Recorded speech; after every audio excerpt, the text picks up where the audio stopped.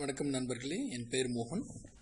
தமிழில் பங்கு வர்த்தகம் அப்படின்ற தலைப்பில் நம்ம பேசிகிட்டு இருக்கோம்.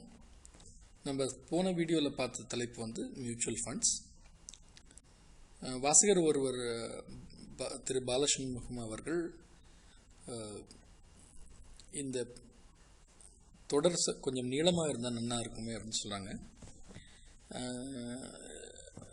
இந்த தொடர் நீளமாக நானும் விருப்பப்படுகிறேன். ஆனால் ஒரு சின்ன பிரச்சனை இதில். போன தலைப்பு நம்ம கார்ப்பரேட் வேர்ல்ட் சேலஞ்சஸ்ன்ற தலைப்பில் பேசும்போது அரை மணி நேரம் வீடியோ வச்சுருந்தேன். அது கொஞ்சம் நீளமாக இருக்குதுன்னு நினச்சாங்க மக்கள். அதனால் 15 நிமிஷமாக மாற்றிட்டோம் இந்த ப்ரோக்ராமை.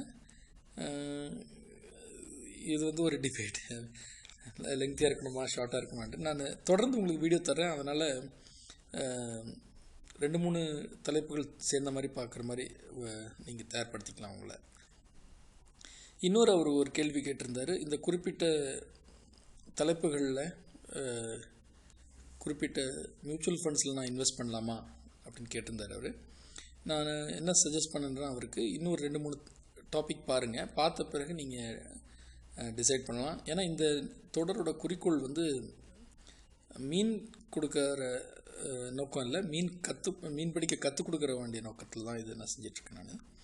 ஏன்னா நான் முதல் எபிசோடில் சொன்ன மாதிரியே எல்லாருக்குமே எங்கே கரெக்டாக பணம் போட்டால் பல்மடமும் ஆகும் அப்படின்ற விஷயம் தெரிஞ்சிடுதுன்னா அவங்க எல்லாருமே கோடீஸ்வரவாகிடுவாங்க இல்லையா.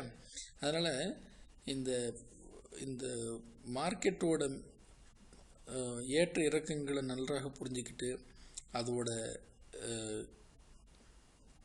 குறிப்பான சில டெக்னிக்கலாக தெரிஞ்சுக்கிறதுக்காக தான் இந்த தொடர். இன்னும் ஆனால் ஸ்பெசிஃபிக் கொஷினுக்கு நீங்கள் ஆன்சர் எதிர்பார்க்குறீங்கன்னா அதுவும் நான் ஆன்சர் பண்ண தயாராக இருக்கேன். ஆனால் இன்னும் இந்த 2 வீடியோவை பார்த்துடலாம் ஃபஸ்ட்டு. சரி, நம்ம மியூச்சுவல் ஃபண்ட்ஸை பற்றி பேசிகிட்டு இருந்தோம். நான் முன்னாடியே உங்களுக்கு ஐசிஐசி டைரக்ட் சைட்டை பற்றி சொல்லியிருக்கேன். நான் அதில் ஒரு இலவச பகுதி இருக்குதுன்னு சொல்லியிருக்கேன். சென்டர் ஃபார் ஃபினான்ஷியல் லேர்னிங் அப்படின்ற பகுதியை கிளிக் பண்ணுவோம். நம்ம அதில் பார்த்தீங்கன்னா உங்களுக்கு சில பகுதிகள் இலவசமாக கொடுத்துருக்காங்க கற்றுக்கிறதுக்காக. நம்ம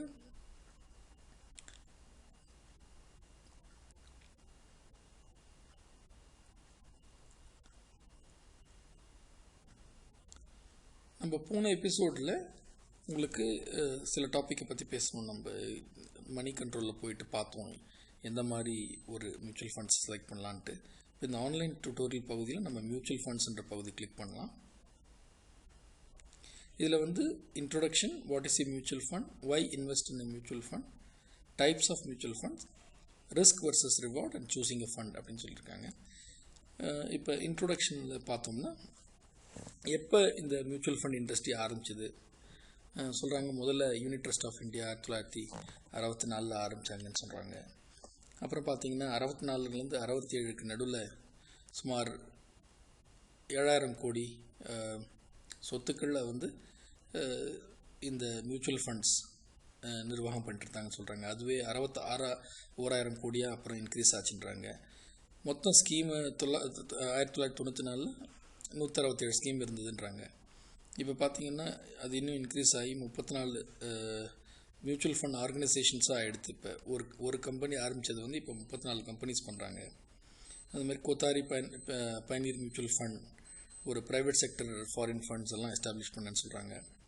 இப்போ லாஸ்ட்டாக ரெக்கார்ட் பண்ண ஸ்டாட்டிஸ்டிக்ஸ் பிரகாரம் பார்த்திங்கன்னா 33 ஃபண்ட்ஸ் 390 ஸ்கீம்ஸில் 1 லட்சம் கோடி ரூபாய்க்கு மேலே அவங்க இந்த சொத்துக்களை நிர்வாகம் பண்ணுறாங்க. அப்படின்னு பார்த்தீங்கன்னா மியூச்சுவல் ஃபண்ட் நிறுவனம் ஒரு பெரிய அளவில் வளர்ந்துருக்குன்னு தான் சொல்லணும். இதில் இன்னொரு விஷயம், கவனிக்க வேண்டிய ஒரு விஷயம் என்னென்னா, மியூச்சுவல் ஃபண்டில் இன்வெஸ்ட் பண்ணுறவங்க இன்னும் குறைச்சல். முன்னாடி மாதிரி யாரும் எல்லாருமே saving schemes, FD, postal interest அப்படின்னு போகிறவங்க இன்னுமே அதிகமாக தான் இருக்காங்க. ஷேர் மார்க்கெட்டும் மியூச்சுவல் ஃபண்ட்ஸும் பார்த்திங்கன்னா மியூச்சுவல் ஃபண்ட்ஸோட ரீச் இன்னுமே குறைச்சலாக இருக்குது அப்படின்னு அரசாங்கம் நினைக்கிறாங்க. இன்னும் அதிகம் பேர் மியூச்சுவல் ஃபண்ட் பண்ணணும் அப்படின்னு நினைக்கிறாங்க.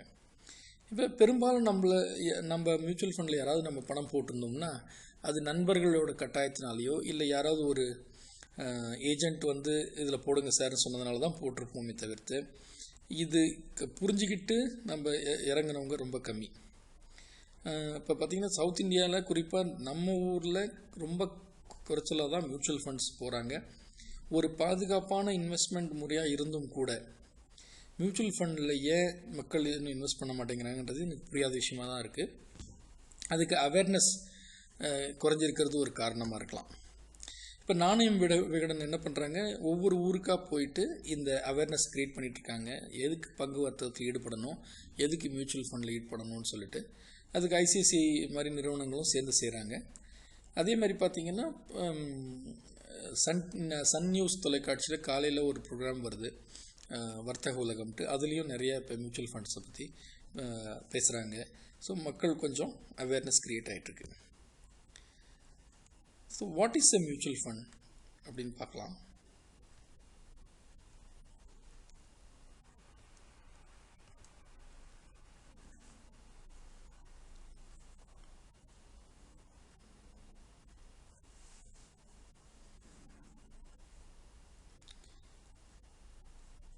இப்போ பார்த்தீங்கன்னா a mutual fund by its very nature is diversified.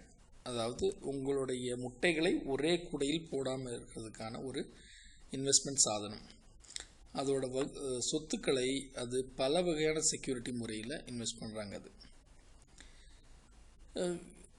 ஏன் ஆக்சுவலி நம்ம வந்து நேரடியாக பங்கு வர்த்தகத்தில் ஷேர்ஸை வாங்கி விற்கக்கூடாது, இல்லை அதை வந்து ஒரு முதல் படியாக வச்சுக்கக்கூடாது அப்படின்னு கேட்டிங்கன்னா, அதுக்கு முக்கிய காரணம் என்னென்னா, நாம் வந்து தனிப்பட்ட ஒரு முதலீட்டாளராக இருக்கும்போது நம்முடைய எக்ஸ்போஷர், நம்ம மார்க்கெட்டை பற்றி எவ்வளோ அப்டேட்டாக இருக்கும் அதையெல்லாம் டிசைட் பண்ணி தான் நம்ம கரெக்டான இடத்துல பங்குகளை போடுறோமா அப்படின்னு நம்ம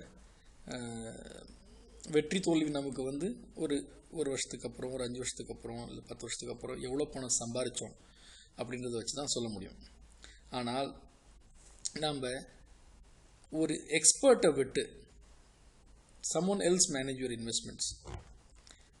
அந்த someone else யார், பக்கத்து வீட்டுக்காரரா எத்து வீட்டுக்காரரானா இல்லை, அவங்களாம் ஃபினான்ஷியல் எக்ஸ்பர்ட்ஸ். இந்த துறையில் நீண்ட காலமாக இருந்துக்கிட்டு இந்த மார்க்கெட்டை நீண்ட காலமாக அனலைஸ் பண்ணிட்டு வர்றவங்க. இப்போ ஒரு சின்ன ஒரு விஷயம் எடுத்துக்கிட்டிங்கன்னா, நம்ம டி நகரில் இருக்கோம் அப்படின்னா, டி நகரில் 10 லட்சம் பேர் இருக்காங்க அப்படின்னா, ஒரு ஆண் 50% இருப்பாங்க, ஒரு பெண் வந்து ஒரு 48% இருப்பாங்க. அதில் வந்து 15 வயசு கீழே இருக்கிற ஆண்களோட சதவீதம் 20%. அது மாதிரி அதில் வந்து படித்தவங்க 10%, படிக்காதவங்க 10%, இல்லை போஸ்ட் கிராஜுவேஷன் பண்ணவங்க 5% அப்படின்னு நிறையா வகையில் ஒரு தகவலை நம்ம ஆராய்ச்சி பார்க்க முடியும். அந்த ஆராய்ச்சி பார்க்குறதுக்கு தான் அனாலிசிஸ், அந்த அனலிட்டிக்கல் ஸ்கில்ஸ், அந்த எக்ஸ்பர்டீஸ் வந்து நமக்கு ரொம்ப சுலபமாக வந்துடுறதில்ல. அது எந்த பாட புத்தகத்தையும் சொல்லித்தர விஷயம் இல்லை. நம்ம பார்த்துருப்போம், ஒரு லைப்ரரி இருக்கும், இல்லை ஒரு புக் கடையில் இருக்கும். அந்த புக் கடையில் ஒரு சின்ன பையன் இருப்பான். அவன்கிட்ட போயிட்டு எனக்கு வந்து ரெனன் மார்ட்டின் கொடுப்பா அப்படின்னா, அது கிராமர் புக்கு தானே சார்னு சொல்லிட்டு அவன் ஒரு 4 படிக்கட்டில் ஏறி மேலேருந்து அந்த புக்கை எடுத்து கொடுப்பான். அந்த பையன் படிச்சிருக்கானா, அவனுக்கு அந்த கிராமர் தெரியுமா அப்படின்னு பார்த்தீங்கன்னா, கிராமர் கற்றுக்கல, கிராமர் தெரியாது. ஆனாலும் அந்த புத்தக கடையில் இருக்கிற எல்லா புஸ்தகங்களை பற்றியும் அவனுக்கு விஷயம் தெரிஞ்சிருக்கும். அதே மாதிரி நம்ம நிறையா பிஸ்னஸ் மேனை பார்க்குறோம். இப்போ மதுரைக்கு கீழே இருக்கிற தென் மாவட்டங்களில் போய் பார்த்திங்கன்னா, நிறையா பேர் பெரிய வண்டியில் போவாங்க, பேக்லேருந்தே கட்டுக்கட்டாக பணத்தை எடுத்து டிரான்சாக்ஷன்ஸ்லாம் பண்ணுவாங்க. அவங்க பார்த்திங்கன்னா, அவங்க வந்து ஃபார்மல் எஜுகேஷன் மூலமாக வராதவங்க. அவங்கள்ட்ட இருக்கிற அந்த நேச்சுரல் ஸ்கில்ஸ், மேனேஜ்மெண்ட் ஸ்கில்ஸோ இல்லை ஃபண்ட் மேனேஜ்மெண்ட் ஸ்கில்ஸோ வச்சு நிலம் மூலம் வாங்கி, டிராக்டர் வாங்கி முன்னுக்கு வந்திருப்பாங்க. அவங்கள பார்த்திங்கன்னா, நம்ம எந்த அகடமிக் குவாலிஃபிகேஷனும் ஃபார்முலாக இந்த அனலிட்டிக்கல் ஸ்கில்ஸை சொல்லித்தர்றதில்ல. மேத்ஸ் வந்து suppose to teachers how to analyse things. ஆனால் நம்ம மேத்ஸ் பெரும்பாலும் நம்ம ஃபார்முலாவை மெமரைஸ் பண்ணிவிட்டு கொடுத்த சொல்யூஷன்ஸ் அப்படியே கடம் அடிச்சுட்டு போயிட்டு நம்ம எழுதிட்டு வந்துடுறோம் எக்ஸாமில். ஆக மேத்ஸும் கூட எதுக்காக அந்த அனலிட்டிக்கல் ஸ்கில்ஸ்க்காக அந்த சப்ஜெக்ட் வச்சுருக்காங்களோ அது கொடுக்குறதில்ல.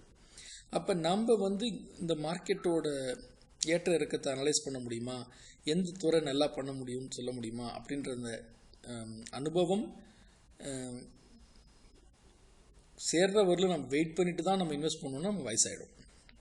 அப்போ இந்த மியூச்சுவல் ஃபண்ட்ஸ் என்ன பண்ணுறாங்க, இன்வெஸ்டர்ஸ்க்கு பணம் வாங்குறாங்க, உங்கள்கிட்ட ஏன்ட்டு பணம் வாங்குறாங்க, ஒரு பூல் க்ரியேட் பண்ணுறாங்க. அது அந்த ஃபண்ட் மேனேஜர்கிட்ட போகுது. அதுதான் நான் சொன்னேன் ஒரு எக்ஸ்பர்ட்னு சொல்லிட்டு. அந்த ஃபண்ட் மேனேஜர் என்ன பண்ணுறாரு, அந்த பங்கு வர்த்தகத்தில் இன்வெஸ்ட் பண்ணுறாரு. அது உங்களுக்கு ரிட்டர்ன்ஸ் கொடுக்குது. அந்த ரிட்டர்ன்ஸில் ஒரு பகுதி ஒவ்வொரு பகுதியாக பங்கிட்டு கொடுக்குறாங்க. நான் சொல்கிறேன்னா, உங்கள்கிட்ட 50 ரூபா வாங்குறாங்க, ஒரு ரூபா அவங்க அவங்களோட சர்வீஸ் சார்ஜஸ்லாம் எடுத்துக்கிறாங்கன்னு வச்சுங்க. அந்த 50 ரூபாயில் இருக்கிற 49 ரூபாயை மாதிரி ஒரு 1000 பேர்கிட்ட 10,000 பேர்கிட்ட கலெக்ட் பண்ணி அந்த 5 லட்சமோ இல்லை 50 லட்சமோ அந்த பணத்தை பங்கு வர்த்தகத்தில் போட்டு அதுலேருந்து வர்ற ஒரு 60 லட்சமாக ஆச்சுன்னா எல்லாருக்கும் அந்த 10 ரூபாயை பிரித்து கொடுக்குறாங்க. அதுதான் நமக்கு ஃபண்ட் மேனேஜ்மெண்ட்டோட பேசிக் கான்செப்ட், மியூச்சுவல் ஃபண்ட் அப்படின்ட்டு சொல்லிட்டு. எதுக்காக நம்ம பண்ணணும் சார்? நீங்கள் ஃபஸ்ட்டு ஸ்டாக் மார்க்கெட்டை பற்றி சொல்லி கொடுத்துருந்தீங்க, மணி கண்ட்ரோலில் நானும் நிறைய பேர் சொல்லியிருக்காங்க இந்த தொடரை பார்த்துட்டு, சார் நான் மணி கண்ட்ரோலில் இவ்வளோ சம்பாரிச்சேன் சார், இவ்வளோ சம்பாரிச்சேன் சார், எனக்கு இப்போ தைரியம் வந்திருக்கு, நேரடியாக பணம் போடுறதுக்கு தைரியம் வந்திருக்கு அப்படின்னு சொன்னாங்க. நல்ல விஷயம். ஆனால் மியூச்சுவல் ஃபண்ட்ஸில் ஏன் சார் நான் இன்வெஸ்ட் பண்ணணும்? நேரடியாகவே நான் ஒரு சன் ஃபார்மசூட்டிக்கலோ இல்லை சன் டிவியோ இல்லை ஸ்பைஸ் ஜெட்டோ இல்லை கிங்ஃபிஷர்லேயோ இல்லை ஆக்சிஸ் பேங்க் பங்குகளை நான் நேரடியாக வாங்கக்கூடாதான்னா அது வாங்கலாம். ஆனால் மியூச்சுவல் ஃபண்ட்ஸில் என்ன அட்வான்டேஜ்னால், ப்ரொஃபஷ்னல் இன்வெஸ்ட்மெண்ட் மேனேஜ்மெண்ட். ஒரு qualified and successful fund manager உங்களோட பணத்தை ஹேண்டில் பண்ணுறாரு. டைவர்சிஃபிகேஷன். ஒரு 5 வருஷத்துக்கு முன்னாடி வரலாம் ஐடியில் பணம் போட்டவங்களாம் நிறையா சம்பாரிச்சாங்க. இப்போ ஐடியில் பணம் போட்டால் அவ்வளோ வர்றதில்லை. இப்போ ஸ்டார்ட் அப்ஸில் போடுங்கன்றாங்க, ஓலா கேப்ஸ்ன்றாங்க, உபேர் கேப்ஸ்ன்றாங்க, ஓலா ஆட்டோன்றாங்க, இது ஆர்கானிக் ப்ராடக்ட்ஸ். நாங்கள் ஃபெர்டிலைசரே போடாமல் உங்களுக்கு வெஜிடபிள்ஸ் ஃப்ரூட்ஸ் கொடுக்குறோன்றாங்க. இந்த மாதிரி கம்பெனிலாம் திடீர்னு முளைச்சிருக்கு. இந்த ஆன்லைன் காமர்ஸ் கம்பெனிலாம் முளைச்சிருக்கு. அப்படி இருக்க உங்கள் பணத்தை சரியான விகிதத்தில் மல்டிபிள் பிஸ்னஸஸில் இன்வெஸ்ட் பண்ணுறாங்க, லோ காஸ்ட். இப்போ உங்களுக்கு ஒரு 1000 ரூபா இருந்தால் நீங்கள் ஒரு மியூச்சுவல் ஃபண்டை வாங்க முடியும் அப்படின்ற அளவுக்கு லோ காஸ்ட் என்ட்ரி. அதே சிஸ்டமேட்டிக் இன்வெஸ்ட்மெண்ட் பிளான்னா நீங்கள் மாதம் 1000 ரூபா போட்டால் கூட போகிறோம் அப்படின்ற மாதிரி, எப்போ வேணால் நிறுத்தலாம், எப்போ வேணால் ஆரம்பிக்கலாம் அப்படின்ற வசதிகளாக இருக்குது. Convenience and flexibility. நீங்கள் எப்போ பணம் போட முடியுமோ அப்போ போடலாம். ஆனால் நீங்கள் ஒரே ஒரு பங்கு வாங்க போகிறதில்ல. ஒரு கூடை நிறைய இருக்கிற பங்கோட ஒரு பர்சன்டேஜ் பணம் கட்டி அதை நீங்கள் வாங்குறீங்க. லிக்விடிட்டி. எப்போ வேணால் நீங்கள் உங்களோட மியூச்சுவல் ஃபண்ட்ஸை ஆன்லைனாக விற்று உங்கள் கேஷ் உங்கள் பேங்க் அக்கௌண்ட்டில் கிரெடிட் ஆகிடும். டிரான்ஸ்பரன்சி. நான் முன்னமே சொன்ன மாதிரி செபி போன்ற நிறுவனங்கள் இதை தொடர்ந்து கண்காணிப்பதால் ஒவ்வொரு ஃபண்டுக்குள்ளாரையும் எத்தனை கம்பெனிகள் இருக்குது, ஒவ்வொரு கம்பெனி மேலேயும் எத்தனை பணம் போட்டிருக்காங்க, அது எப்படி க்ரோ ஆகிருக்கு, எத்தனை விகிதம் அது வளர்ந்துருக்கு அப்படின்ற விவரங்களை டிரான்ஸ்பரண்ட்டாக கண்டுபிடிக்க முடியும். இது ஒரு வெப்சைட்டோ இன்னொரு வெப்சைட்டோ மேனிப்புலேட் பண்ண முடியாத ஒரு விஷயம். இது வெரைட்டி. உங்களுடைய இன்வெஸ்ட்மெண்ட் கோல், உங்களுடைய முதலீட்டுக்கான சேமிப்புக்கான என்ன நோக்கம், அந்த நோக்கத்துக்கு தகுந்த மாதிரி நீங்கள் பணம் போடலாம். நீங்கள் இப்போ பொண்ணோட கல்யாணம் பண்ணி வைக்கணும், பையனுக்கு ஃபாரின் எஜுகேஷன் கொடுக்கணும், பைக் வாங்கணும், இல்லை கார் வாங்கணும், இல்லை பையனுக்கு பைக் வாங்கி கொடுக்கணும், இல்லை பொண்ணுக்கு ஒரு வீடு வாங்கி கொடுக்கணும், இல்லை என்னோட ரிட்டையர்மெண்ட்டுக்கு பணம் வேணும், இல்லை நான் வரி சலுகைக்காக வரியிலிருந்து தப்பிப்பதற்கும் குறைவான வரி கட்டுவதற்குமான வசதிகள் வேணுன்றதுக்காக தேவையான ஃபண்டுகள் எக்கச்சக்க ஃபண்ட்ஸுகள் இருக்குது. ஸோ நீங்கள் ஒரு இன்வெஸ்டிங் ஸ்ட்ராட்டஜி செலக்ட் பண்ணிட்டீங்கன்னா, முடிவு பண்ணிக்கிட்டிங்கன்னா, அதுக்கு தகுந்த மாதிரி நீங்கள் உங்களுடைய ஃபண்ட்ஸ் செலக்ட் பண்ணலாம். பாலகிருஷ்ணன் உங்களுக்கு சொல்கிற நீங்கள் ஒரு 4-5 ஃபண்டு கொடுத்துருந்தீங்க இல்லையா, இந்த ஃபண்டில் பணம் போடலான்னு கேட்டிருந்தீங்க இல்லையா, அப்போ நான் உங்களுக்கு கொடுத்த அதே பதில் தான் இங்கே சொல்கிறேன். நான் உங்களோட குறிக்கோள் என்ன, உங்களோட இன்வெஸ்ட்மெண்ட் ஸ்ட்ராட்டஜி என்னன்றதை பேஸ் பண்ணி எந்த ஃபண்டை நம்ம வாங்கலான்றதை டிசைட் பண்ணலாம். அப்போ விதவிதமான மியூச்சுவல் ஃபண்ட்ஸ் இருக்குது. அதை ப்ராட்லி வந்து open ended scheme and close ended ஸ்கீம்னு ரெண்டாக கிளாஸிஃபை பண்ணுறாங்க. ஓப்பன் எண்டட் ஸ்கீம்னா என்ன அப்படின்னு பார்த்தீங்கன்னா, ஒரு குறிப்பிட்ட மெச்சூரிட்டி பீரியட் இல்லை. அதாவது இப்போ ஒரு 5 வருஷத்தில் இந்த பணம் அப்படி ஆகும் அப்படின்னு சொல்ல, ஒரு மார்க்கெட்டோட ஏற்ற இறக்கங்களுக்கு தகுந்த மாதிரி அது போயிட்டு வந்துக்கிட்டு இருக்கோம். அதை நான் சொன்னேன், நெட் அசெட் வேல்யூ, உங்களுடைய NAV அப்படின்றது என்னென்னா, ஒரு 10 ரூபாய்க்கு நீங்கள் வாங்கின ஒரு யூனிட், அதுக்கு பின்னாடி ஒரு 15-20 கம்பெனி இருக்கலாம் இல்லையா, அவங்கள கலந்து ஒரு கலவையாக, ஏதோ ஒரு படத்தில் இந்த ஜோக் வரும், போய் ஸ்வீட் கடையில் கேட்பான், இந்த அல்வா எவ்வளோ விலை, இந்த பூந்தி எவ்வளோ விலை, இந்த காராச்சேவு எவ்வளோ விலை அப்படின்னு சொல்லிட்டு எல்லாம் கேட்டுட்டு அவன் என்ன சொல்லுவான், எல்லாத்துலேயும் 100 கிராம் போட்டு மிக்ஸ்டு போட்டு எனக்கு கொடு, ஒரு விலைக்கு வாங்குறேன்னு சொல்லுவான். அந்த மிக்ஸ் பண்ணி வாங்குகிற விலையில் நமக்கு கொஞ்சம் அல்வாவும் கிடைக்கும், கொஞ்சம் பூந்தியும் கிடைக்கும், கொஞ்சம் காராச்சேவும் கிடைக்கும். அப்படின்னு பார்த்தீங்கன்னா அதோட மொத்த விலையோட 1 கிராமுக்கான விலை தான் NAV அப்படின்னு சொல்லலாம். க்ளோஸ் எண்டட் ஸ்கீமில் என்னென்னா, ஒரு பர்டிகுலர் பீரியடுக்கு அப்புறம் அந்த ஃபண்டோட நோக்கம், அதோட பணி முடிஞ்சு போயிடும். ஒரு குறிப்பிட்ட நேரத்திலலாம் நீங்கள் வாங்க முடியும். அந்த ஒரு இப்போ ஜனவரி 1 ஆரம்பிக்கிறாங்கன்னா ஜனவரி 20க்குள்ளே அதை மூடிடுவாங்க.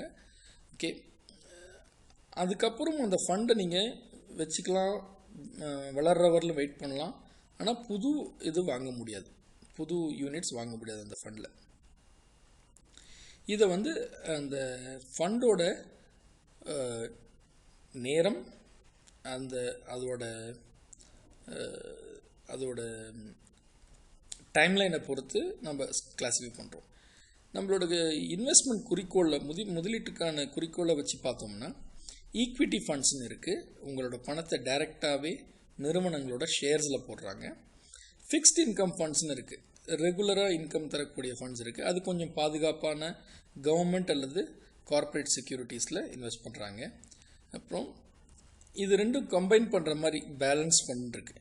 அதோட சார் நான் வந்து கொஞ்சம் ஈக்விட்டியில் விளாடணும், கொஞ்சம் செக்யூர்டாக இருக்கணும் அப்படின்னு பார்த்தீங்கன்னா அது பேலன்ஸ் ஃபண்ட் வருது.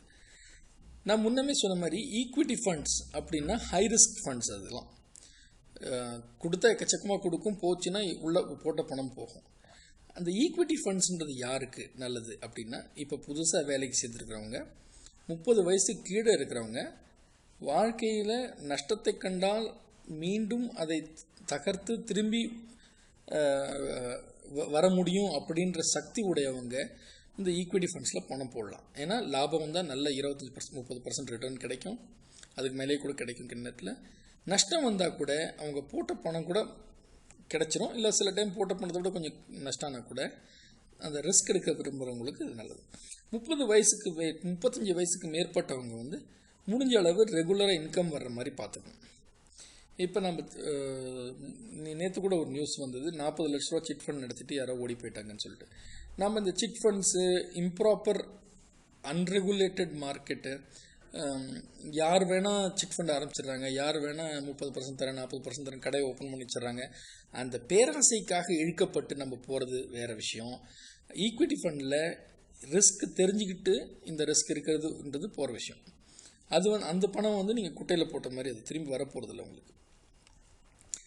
க்ரோத் ஃபண்ட்ஸ் இருக்குது, க்ரோத் அண்ட் இன்கம் ஃபண்ட்ஸ் இருக்குது, ஃபிக்ஸ்ட் அண்ட் இன்கம் ஃபண்ட்ஸ் இருக்குது, பேலன்ஸ்ட் ஃபண்ட்ஸ் இருக்குது. உங்களுக்கு அதிக வளர்ச்சி தரும், ஆனால் ரிஸ்க் அதிகமாக இருக்கும். இல்லை அதிக வளர்ச்சி கொடுக்கும், அதே சமயத்தில் மாதம் உங்களுக்கு இன்கம் வர்ற மாதிரி ஃபண்ட்ஸ் இருக்குது. இல்லை ரெகுலராக இத்தனை % இன்கம் வர்ற மாதிரி ஃபண்ட்ஸ் இருக்குது. இது வந்து உங்களுக்கு எஃப்டியை விட கொஞ்சம் அதிக வருமானம் கொடுக்குறதா நீங்கள் புரிஞ்சுக்கணும். இதை ஏன்னா எஃப்டி வருமானம் தான் வருதுன்னா அப்போ நம்ம எஃப்டிலே போட்டு போயிடலாம், ஒன்றும் மூளையை கசக்கிக்க தேவையில்லை. Money market and liquid funds இருக்குது, அண்ட் ஸ்பெஷாலிட்டி செக்டர் ஃபண்ட்ஸ் இருக்குது. இது வந்து ஃபண்டோட டைப்பை பற்றி பேசிகிட்டு இருக்கோம் நாம். இப்போ செக்டர் ஃபண்ட்ஸ்னால் ஒரு ஐடி துறையில் பணம் போடுறது, இல்லை ஹெல்த் கேர் துறையில் பணம் போடல, ஃபார்மசூட்டிக்கலில், இல்லை டெக்னாலஜியில், ஹோட்டல் இண்டஸ்ட்ரியில் பணம் போடுறது, இல்லை யூட்டிலிட்டிஸ் பவர் செக்டர்ஸில் பணம் போடுறது, இல்லை ப்ரிஷியஸ் மெட்டீரியலில் பணம் போடுறதுன்னு ஒவ்வொரு துறைக்கும் ஒரு ஃபண்டு வச்சுருக்காங்க. இப்போ பேங்கிங் துறையில் பணம் போடுறேன், உங்களுக்கு மார்க்கெட்லேருந்து ஃபீல்டு கிடைக்குது, இன்னும் 5 ஆண்டுகளில் பேங்கிங் செக்டர் நல்ல வளர்ச்சி அடைய போகுது அப்படின்னா உங்கள் பணத்தை ஒரு செக்டர் துறை சார்ந்த பணத்தில் நீங்கள் இன்வெஸ்ட் பண்ணலாம். அப்படி இல்லைன்னா உங்களுக்கு மாடரேட் டு ஹை இன்கம் வந்தால் போகிறோம், ஆனால் ஸ்டேபிளாக இருக்கணும், அதே நேரத்தில் நினச்சா விற்க முடியணும் அப்படின்றப்ப பார்த்தீங்கன்னா அவங்க வந்து ஷார்ட் டேர்ம் இந்தியன் கவர்மெண்ட் செக்யூரிட்டிஸில் டெட் ஃபண்ட்ஸில் இன்வெஸ்ட் பண்ணுறாங்க. பார்த்தீங்கன்னா நம்ம ஒரு துறை சார்ந்த பணம் போடணுன்னா நம்ம துறையை பற்றி நல்லா தெரிஞ்சிருக்கணும், இல்லை அதுக்கான எக்ஸ்பர்ட்டுக்கிட்ட நம்ம ஒப்பீனியன் வாங்கணும். ஸோ இந்த ரிஸ்கையும் ரிவார்டையும் கம்பேர் பண்ணுறது தான் நம்ம எல்லா பிஸ்னஸ்லையும் சரி, எதில் நம்ம இறங்கணுன்னாலும் நம்ம என்ன பார்க்குறோம், நம்ம போட்டதுக்கு எந்த அளவு போட்ட பணம் முதலீடு பாதுகாப்பாக இருக்கிறதா, அதுக்கப்புறம் ரிட்டர்ன்ஸ் நல்லா வருதா, அதை பார்த்திங்கன்னா நம்ம லிக்விடேஷன் எப்போ நினச்சா நம்ம விற்கணும், ஈல்டு கிடைக்கணும், ரெகுலர் இன்கமாக இருக்கணும், க்ரோத்தும் இருக்கணும், லாங் டேர்ம் கேபிட்டல் க்ரோத் இருக்கணும், போட்ட முதலீடு வளரணும், கேபிட்டல் கெயின்ஸ் இருக்கணும். அப்படின்னு பார்த்தீங்கன்னா இந்த லோயஸ்ட் ரிஸ்க்லேருந்து ஹையஸ்ட் ரிஸ்க் வரணும், லோயஸ்ட் ரிவார்ட்லேருந்து ஹையஸ்ட் ரிவார்ட் வரணும், மேலே கீழே போயிட்டே இருக்கும். ஒன்று நல்லா ஞாபகம் வச்சிங்க, இந்த ரிஸ்க் ஃப்ரீ அப்படின்ற ஒரு வார்த்தை உலகத்தில் இல்லவே இல்லை. நான் எதுவுமே நான் ஆகக்கூடாது, நான் போட்ட 1 லட்சம் பணம் 2 லட்சம் ஆகணும், நான் போயிட்டு ஒரு 5 வருஷத்துக்கு அப்புறம் போய் கேட்டேன்னா எனக்கு செக் அவங்க எடுத்து கொடுக்கணும் அப்படின்ற ரிஸ்க் வெர்சஸ் ரிவார்டில் ஜீரோ ரிஸ்க்குன்ற ஒரு விஷயம் இல்லவே இல்லை. மாடரேட் ரிஸ்க் இருக்கும், லோ ரிஸ்க் இருக்கும், ஹை ரிஸ்க் இருக்கும். அப்போ என்ன மாதிரி ரிஸ்க் சார் அப்படின்னு இவங்கள்ட்ட கேட்டோம்னா அவங்க சொல்கிறாங்க மார்க்கெட் ரிஸ்க் அப்படின்னு சொல்கிறாங்க. என்ன எதனால் நம்ம இண்டஸ்ட்ரியில் நிறையா ஃபேக்டர்ஸ் சேஞ்சஸ் நடக்கும். அப்போ சில நேரத்தில் ஒரு நிறுவனம் இல்லை ஒரு துறை அதிக கடன்பட்டு போயிடும், இல்லை அதிக லாபம் கொடுக்கும். அப்படின்றப்ப ஒரு நிலையில்லாத தன்மையே மார்க்கெட் ரிஸ்க்னு சொல்கிறாங்க. இன்ஃப்ளேஷன் ரிஸ்க், விலைவாசி உயர்ச்சினால் வர ரிஸ்க், கிரெடிட் ரிஸ்க். நம்ம எல்லா நாடுகளும் யார்கிட்டருந்தோ கடன் வாங்கி யார்கிட்டருந்தோ கடனை திருப்பி கொடுத்துட்ருக்காங்க. அந்த கடன் சைக்கிள் இருக்கு இல்லையா, அது வந்து பல நேரத்தில் இன்ட்ரெஸ்ட் ரேட் போன்ற பல வகையான சதவீதங்களை நிர்ணயிக்கும். அப்போ வாங்கின கடனை கொடுக்காத கண்ட்ரிஸ், இப்போ கிரீஸ் மாதிரி நாடுகள்லாம் அழிஞ்சு போயிட்டாங்கன்னா வாங்கின கடன் கொடுத்தவங்களுக்கு என்ன ஆகும்? அப்போ உங்களுக்கு வாங்கின கடனுக்கு வட்டி சரியாக கொடுக்க முடியுமா, பிரின்சிபல் அமௌண்ட் வேணும்போ திருப்பி கொடுக்க முடியுமா அப்படின்ற சில அடிப்படை காரணங்களை சந்திக்க முடியாத நிறுவனங்களோ நாடுகளோ மூழ்கி போகும்போது வர்ற பாதிப்புகள் ரிஸ்க்ஸ்ன்னு சொல்கிறாங்க. எக்ஸ்சேஞ்ச் ரிஸ்க் இருக்குது. இப்போ நீங்கள் ஒரு மியூச்சுவல் ஃபண்டை வாங்குறீங்க, அவன் வந்து ஒரு எக்ஸ்போர்ட் ஓரியன்ட் கம்பெனிலையோ ஃபாரின் இன்வெஸ்ட்மெண்ட்லேயோ சம்மந்தப்பட்ட ஒரு நிறுவனங்களையோ இன்வெஸ்ட் பண்ணியிருந்தா இன்றைக்கி டாலர் 60 ரூபா போயிட்டுருக்குன்னா நாளைக்கு திடீர்னு அது 30 ரூபா ஆச்சுன்னா அந்த எக்ஸ்சேஞ்சோட ஃப்ளக்சுவேஷனால் வர்ற ரிஸ்க்ஸ்னால் பாதிப்புகள் இருக்குது. இன்வெஸ்ட்மெண்ட் இருக்குது. இப்போ செக்டரல் ஃபண்ட்ஸை பற்றி பேசணும். நம்ம அந்த செக்டரல் ஃபண்டில் ஒரு குறிப்பிட்ட நிறுவனங்களை சேர்ந்த ஒரு துறைகளை நம்ம குறிப்பிட்ட நிறுவனத்தில் உள்ள சில குறிப்பிட்ட துறையில் உள்ள சில நிறுவனங்களுக்கு நம்ம இன்வெஸ்ட் பண்ணும்போது அந்த துறை என்னென்ன ரிஸ்க்குகளை சந்திக்கும். இப்போ பவர் செக்டர் பெரிய பாதிப்பு அடைஞ்சிட்ருக்கு. முன்னாடி சொன்னாங்க, போன வருஷம் சொன்னாங்க பவர் செக்டர் கண்ணா பின்னான்னு முன்னுக்கு வரப்போகுதுன்னு சொல்லிட்டு. அப்போ இப்போ கோல் மைன் நிறுவனங்கள் அதனால் அவங்களோட அலோகேஷன்லாம் கேன்சல் பண்ணிடுது கவர்மெண்ட்டு, அதனால் சில நிறுவனங்களோட சொத்துலாம் பாதிக்கப்பட்டிருக்கு. அப்படின்றப்ப அந்த சம்மந்தப்பட்ட துறை சார்ந்த முதலீடுகள் பாதிக்கப்படுறதுக்கான வாய்ப்புகள் இது ஒரு ரிஸ்க் இருக்குது. இல்லை கவர்மெண்ட் பாலிசி சேஞ்ச் இருக்குது. இப்போ குறைந்தபட்ச மாற்று வரி அல்லது மினிமம் ஆல்டர்னேட் டேக்ஸ் சொல்லி கொண்டு வந்திருக்காங்களே, அது வந்து வெளிநாட்டு நிறுவனங்கள் அவ்வளவா இன்வெஸ்ட் பண்ணக்கூடிய சாதகமான சூழ்நிலை இல்லை அப்படின்றாங்க. ஏன்னா எக்கச்சக்கமாக பணம் வரி கொடுத்துட்டோம்னா அவன் எதுக்கு நம்ம கண்ட்ரிக்கு வருவான், எதுக்கு இன்வெஸ்ட் பண்ணுவான், அவனுக்கு அதனால் என்ன லாபம்? 100 ரூபா சம்பாரித்து 30 ரூபா இங்கேயே கொடுத்துட்டு அவன் என்ன லாபத்தை எடுத்துகிட்டு போக முடியும்? அப்போ 30 ரூபா இங்கேயே கொடுக்கணும்னா அவன் 100 ரூபா ப்ராடக்டை 200 ரூபாய்க்கு விற்க முடியுமா? திடீர்னு கவர்மெண்ட்டை சொல்லுவாங்க, இல்லை இந்த பாலிசி தான் நாங்கள் ஃபாலோ பண்ண போகிறோம் அப்படின்வாங்க. அதனால் ஏற்படுற மாற்றங்கள்னால வர பாதிப்புகள் தான் இதெல்லாம் தான் உங்களுக்கு மியூச்சுவல் ஃபண்ட் துறையில் இருக்கிற ரிஸ்க்கு. அடேங்கப்பா எக்கச்சக்க ரிஸ்க்லாம் படிச்சிட்டோமே சார், இது பார்க்குறதுக்கே பயமாக இருக்குது சார், அப்போ எனக்கு ஈக்விட்டியே பரவாயில்ல அப்படின்னு சொன்னீங்கன்னா நல்லா கவனித்து பாருங்கள். இந்த வீடியோ பாருங்கள், அதுக்கு அடுத்த வீடியோ பாருங்கள். அப்போ உங்களுக்கு தெரியும் மியூச்சுவல் ஃபண்டு பாதுகாப்பான ஒரு இன்வெஸ்ட்மெண்ட் டூல் அப்படின்னு உங்களுக்கு தெரியும். சரி சார், நீங்கள் சொல்கிறதெல்லாம் ஓகே, நான் ஒரு ஃபண்டை தேர்ந்தெடுக்கணுன்னா என்ன பண்ணணும் அப்படின்னா, how to choose a fund.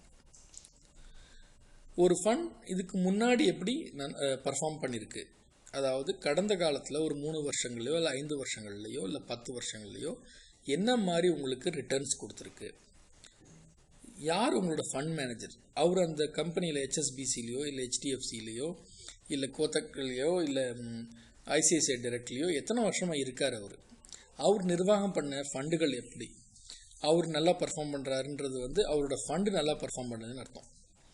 இப்போ தோனியோட ஆவரேஜ் 50ன்னா ஓகே அவர் நல்ல பிளேயர் அப்படின்னு சொல்கிறோம். அப்போ ஆவரேஜை ஏன் எடுத்துக்கிறோம், போன மேட்ச்சில் அவர் 150 அடிச்சிருக்கலாமே, அப்போ 150 தான் அவரோட பர்ஃபார்மன்ஸானால் இல்லை. கடந்த 10 ஆண்டுகளாக அவர் விளையாடி சராசரியாக அவர் 50 ரன் எடுத்துகிட்டு வர்றதை நம்ம ஒரு நல்ல ஆவரேஜ் அப்படின்னு சொல்கிறோம். அப்போ ஃபண்ட் மேனேஜரோட பர்ஃபார்மன்ஸு அவர் நிர்வாகம் பண்ணுற எல்லா ஃபண்ட்ஸையும் கணக்கில் எடுத்துக்கிட்டு பேசணும். உங்களோட ரிஸ்க் ப்ரொஃபைல் சூட் ஆகுதா, நீங்கள் அதிக ரிஸ்க் எடுக்க விரும்புகிறவரா இல்லை குறைஞ்ச ரிஸ்க் எடுக்கிற விரும்புகிறவரா, நீங்கள் இளைஞரா இல்லை மத்திய உடையவரா இல்லை வயதானவரா, உங்களுடைய கடன்கள் எவ்வளோ இருக்குது, உங்களுக்கு இஎம்ஐஸ் எவ்வளோ இருக்குது, அதெல்லாம் செலக்ட் பண்ணால் தான் உங்கள் ரிஸ்க் ப்ரொஃபைலை செலக்ட் பண்ண முடியும். ப்ராஸ்பெக்டஸை ஆஸ் யூஷுவல் படிக்கணும். RTFன்னு நாங்கள் ஐடி இண்டஸ்ட்ரியில் சொல்லுவோம், ரீட் த, அந்த 4 எழுத்து கெட்ட வார்த்தை மேனுவல், RTFM அப்படின்னு சொல்லுவோம். அதான் ரீட் த டேஷ் மேனுவல் அப்படின்னு சொல்லுவோம். நம்ம மேனுவலே படிக்காமல் ஒரு ப்ராடக்ட் ஓப்பன் பண்ணி வச்சுருவோம். அவன் சொல்லுவான் மொபைல் ஃபோனை ஃபஸ்ட் டைம் வாங்கினோடனே 12 மணி நேரம் சார்ஜ் பண்ணணுவான், இல்லை நமக்கு ஃபஸ்ட்டு வாங்கினோடனே ஃபோன் பண்ணி பேச ஆரம்பிச்சிடணும். டிவியே அவன் சொல்லுவான் ஃபஸ்ட்டு உங்களுக்கு கரெக்டாக டியூனர் செட் பண்ணுங்கன்னுவான், இல்லை நம்ம டிவி பவர் ஆன் பண்ணோன்னே யூஸ் பண்ணணும்னு பார்ப்போம். அப்போ நம்ம மேனுவல் படிக்கிற பழக்கமே இல்லை நமக்கு, அதை ஏற்படுத்திக்கணும். Read the prospectus. அந்த ப்ராஸ்பெக்ட்ஸில் அவன் சொல்லுவான், அப்பா நாங்கள் இப்படி தான் பண்ண போகிறோம், இந்தந்த ரிஸ்க் இருக்குது, இந்தந்த இது இருக்குது, இந்தந்த ரிட்டர்ன்ஸ் கிடைக்கும். பெருசாக ஸ்டிக்கரில் எழுதியிருப்பான் 23% ரிட்டர்ன் சொல்லிட்டு, கீழே பார்த்தீங்கன்னா 5 வருஷத்துக்குன்னு போட்டிருப்பான். அப்போ நீங்கள் 5ஆல் வகுத்து பார்த்தீங்கன்னா 5% ரிட்டர்ன் ஆகுது. அப்போ அதை பற்றி ஏமாறாமல் கரெக்டாக புரிஞ்சிக்கணும். அதை how will the fund affect the diversification of your portfolio? நீங்கள் வந்து இப்போ அதிக நிறுவனங்கள், இப்போ ஒரு பேங்கிங்லேயும் ஒரு 10% உங்களோட ஃபண்டு போகுது, ஐடிலேயும் ஒரு 10% போகுது அப்படின்னு பார்த்தீங்கன்னா உங்களோட விதவிதமான போர்ட்ஃபோலியோவில் உங்களோட பணம் எப்படி நீங்கள் போகுது, அதனால் உங்களோட ஃபண்டோட பர்ஃபார்மன்ஸ் எதாவது அஃபெக்ட் ஆகுதுன்னு படிச்சுக்கணும். What it costs you. பெரும்பாலும் என்ட்ரி லோடு எக்ஸிட் லோடுன்னு சொல்லிட்டு சொல்கிறாங்க. ஒரு % என்ட்ரி லோடு, ஒரு % எக்ஸிட் லோடு. சில நேரத்தில் இந்த என்ட்ரி லோடு எல்லாம் எடுத்துட்டேன்னு சொல்கிறாங்க, இப்போ எக்ஸிட் லோடு இல்லைன்னு சொல்கிறாங்க சில பங்குகளை. அப்போ 1% 2% உங்கள்கிட்ட வாங்கிப்பாங்க, அவங்களோட ஃபண்டை நிர்வாகம் பண்ணுறதுக்கு அதை வாங்கிப்பாங்க. அப்போ நீங்கள் பார்த்துக்கணும், ஒரு சின்ன ஃபீஸ் கொடுத்துட்டு ஒரு எக்ஸ்பர்ட்டோட அட்வைஸ் உங்களுக்கு கிடைக்கிது அப்படின்றது தான் இந்த எக்ஸிட் என்ட்ரி லோடோட அர்த்தம். அப்போ நேரம் கிடைக்கும்போது உங்களுக்கு படித்து பாருங்கள். நான் முன்னாடியே சொன்ன மாதிரி பெரிய ஆங்கில அறிவோ பெரிய ஆங்கில புலமையோ தேவையில்லை. இது பேசிக்கு தான். இது சுலபமான இங்கிலீஷில் சொல்லி கொடுத்துருக்காங்க. பிகாம், எம்காம், பிஎஸ்சி, பிஏ எக்கனாமிக்ஸோ இல்லை எம்ஏ எக்கனாமிக்ஸோ படிச்சிருக்கணும், சிஏ படிச்சிருக்கணும்னு அவசியம் இல்லை. அவங்களே படித்தா கூட புரியாது. ஏன்னா இது வந்து ஒரு தனித்துறை. இது வந்து உங்களுக்கு இன்ட்ரெஸ்ட் இருந்தால் தான் இந்த துறையை பற்றி நீங்கள் அதிகம் கற்றுக்க முடியும், படிக்க முடியும். நீங்கள் இன்ஜினியரிங் ஸ்டூடெண்ட்ஸ்லாம் இந்த ப்ரோக்ராமை கேட்க வாய்ப்பு கிடச்சிதுன்னா உங்களுக்கு இயல்பாகவே உங்களுக்கு கணித திறமை இருக்குது அப்படின்றதுனால நீங்கள் இன்ஜினியரிங் வரலும் வந்திருக்கீங்க. அப்போ அனலிட்டிக்கல் ஸ்கில்ஸு இன்ஜினியர்ஸ்க்கு அதிகம் இருக்கும் அப்படின்னு எதிர்பார்க்குறோம். அப்போ 21 வயசுல 22 வயசுலேயே இந்த துறையில் நீங்கள் என்ட்ரு ஆனீங்கன்னா நீங்கள் பெரிய அளவில் உங்களுக்கு பெனிஃபிட்ஸ் கிடைக்கும். ஏன்னா நீங்கள் மேத்ஸு ப்ராஜெக்ட்ஸு அதெல்லாம் பண்ணி உங்களோட அனலிட்டிக்கல் ஸ்கில்ஸ் டெவலப் பண்ணுறதுக்கான நிறைய வாய்ப்புகள் இருக்குது. ஆச்சரியப்பட வேண்டிய விஷயம் என்னென்னா, இந்த துறையில் அதிகமாக இன்ஜினியர்ஸ் தான் இருக்காங்க. ஆக இன்ஜினியர்ஸ்லாம் இதை இந்த துறையை இது ஃபினான்ஸ் துறை அப்படின்னு நினச்சிட்டு ஒதுக்காமல், இது பணம் பண்ணுறது எல்லாருக்கும் பொதுவான ஒரு துறைன்னு சொல்லிட்டு அதில் ஆர்வம் காட்டினீங்கன்னா நிறைய லாபம் அடையலாம். மேலும் இதை பற்றி பேசுவோம். இன்னும் ஒரு 2-3 டாபிக் பார்க்கலாம் மியூச்சுவல் ஃபண்ட்ஸில். பார்த்துட்டு நம்ம அப்புறமா ஸ்பெசிஃபிக் கொஷின்ஸ் ஆன்சர் பண்ணுறேன். நான் இந்த ப்ரோக்ராம் என்ஜாய் பண்ணியிருப்பீங்கன்னு நினைக்கிறேன். உங்களுடைய கருத்துக்களை leomohan@yahoo.com அப்படின்ற முகவரிக்கு எழுதி அனுப்புங்க. நன்றி, வணக்கம்.